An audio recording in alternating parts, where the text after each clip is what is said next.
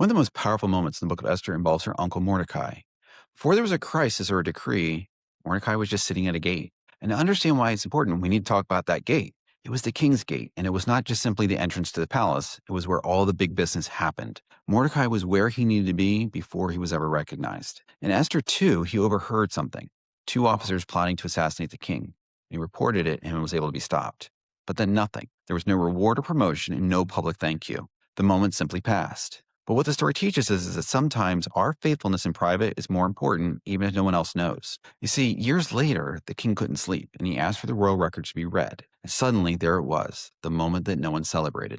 And suddenly, the man who was overlooked was honored by the very enemy who thought he could control him. Mordecai teaches us something I think we desperately need to remember today. You don't have to be seen to be significant, and you don't have to be rewarded immediately for your obedience to matter. God's at work in the margins, in the unseen conversations that we have, and in our faithfulness.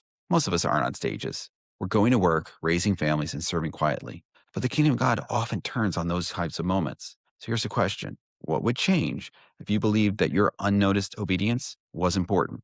Because Mordecai was faithful before the spotlight found him. And maybe that's where real courage begins.